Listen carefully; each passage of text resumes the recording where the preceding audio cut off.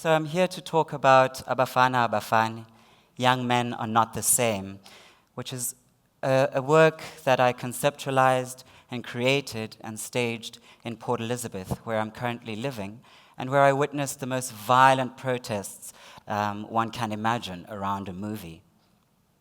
Now, the movie, unfortunately, has gone on to win many awards around the globe and has been celebrated across different festivals, and it's just become the most successful cultural export of the Eastern Cape. However, the sad thing is that the movie's been banned in the Eastern Cape because of the overwhelming amount of patriarchy and hypermasculinity surrounding this very sacred process, which we call ulwaluko, in initiation school. So my work is generally performative, but this was an intentional intervention, and it celebrates the diversity of masculinity. It focuses on the diversity of sexual expression, not only in Xhosa culture, but in all cultures around the world. I've referenced different artists like Nicholas Hlobo, whose work, Umchocho, a body of work that he created 10 years ago, and he won himself the Standard Bank Young Artist Award. He's obviously not the only queer Xhosa artist who speaks about homosexuality in Xhosa culture, but I found it very interesting that his work focused on the pre-colonial era in Xhosa culture. So that is before religion came in, that is before fashion and how it's influenced the way we see ourselves as Xhosa men. And my own work focuses on all of these things too. Now, this work did not come out of a void. It was, in fact, my close friend and a curator, Kanyisile Mbongo, who I've worked with very closely for a few years, who asked me to think about what it means for me to be black, queer, and a creative South African. I took some time to meditate on this, and during the several months that it took me to think about this work, I meditated on the fear that I felt when this movie was being protested in my hometown. For a very long time, it made me feel as though the closet was a safe space for me to go back into, which is very strange for me because all my friends and my family and my colleagues know that I'm queer.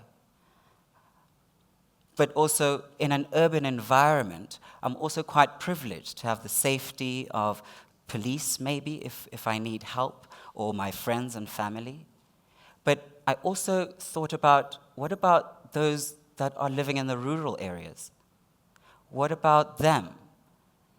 What about them being forced into silence and their oppression because of the overwhelming hypermasculinity that we have in the Eastern Cape, which some of you may or may not know is in actual fact the most homophobic province in this country.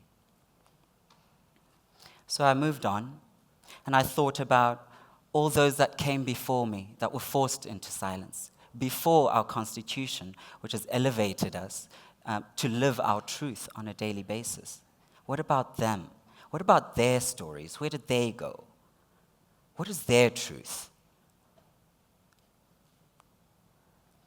So at the Norval Foundation in Cape Town, where Kanyisile and I had been planning the work to be finally realized after the experimental staging in Port Elizabeth, I went back to my grandmother, who very happily taught me bead making 10 years ago. Now, some of you may or may not know this too, but traditionally in Xhosa culture, bead making is strictly reserved for women. But my grandmother left this gift for me, and I still sit with her and bead every now and again. So at the Norval Foundation, I chose to focus on creating a self-portrait, but not just an image of myself, an image of myself overlaid with my grandmother too, because in this body, masculinity and femininity coexist. And that's the truth for actually everybody in this room and beyond. bead making, slow meditative process. It forces you to really confront yourself. And these are the things that I wanted to do after the performance in Port Elizabeth. In Port Elizabeth, I dealt with my own body, how I express my masculinity, my gender expression, how I do that in public and in private spaces, because it changes depending on the environment that I'm in. In some situations, I have to put on my masculinity. I have to perform it, like many men do around the world. And so what I did was I chose to do the one thing that Xhosa men are not allowed to do, and that is to reveal parts of their body in public space.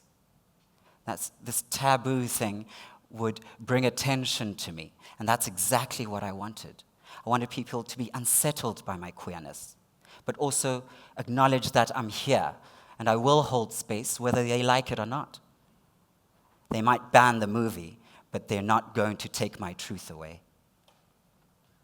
In Xhosa culture, it's also frowned upon to be playful and frivolous. So I walked around in my balloons and my G-string and my high heels. There I am at the Norval Foundation. Now, it's different there because it's the Western Cape. It's the gay capital of the African continent. So I wasn't going to stick out much, really.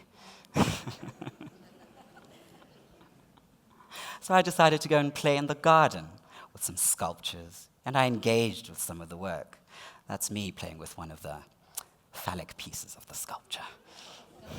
That's really not allowed in Xhosa culture. And I pranced around. I heard the waiters in the restaurant commenting, "What is this man doing? Why is he doing this?" In Xhosa, so that nobody else could hear. But of course I could hear, I found that quite interesting. But after my performance, everybody wanted to engage with me. And I engaged with people, because I like talking, And I engaged with the works of David Goldblatt, who also, over the time when the series of performances and interventions Kanyasile was curating, there was this exhibition of David Goldblatt looking at mine workers. Now, there's a lot of homosexuality there too, so I thought I'd position myself within this body of work.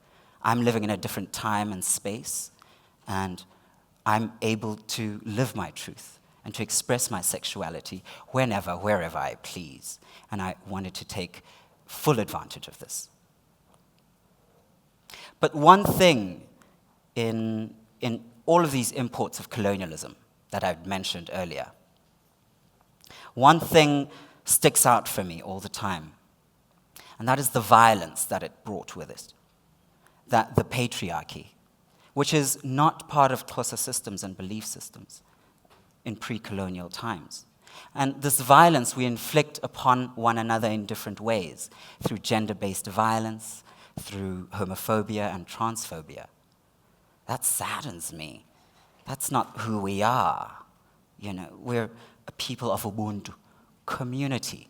Love one another as you love thyself, right?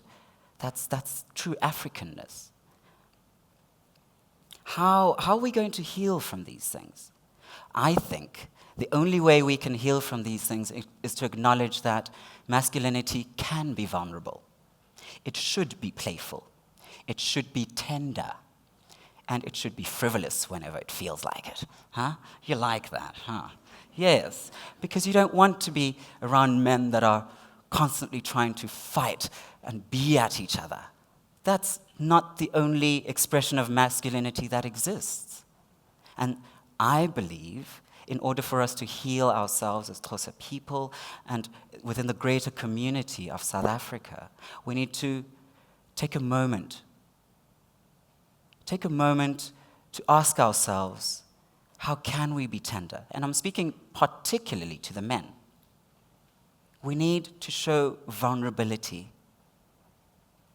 We need for others to feel comfortable around us and to feel warm and loved and safe and secure. And so the okapi knife throws itself in there for different reasons. It's a symbol of violence, but it's also a very important part of masculinity within Xhosa culture. I won't go into that. We can have that conversation later.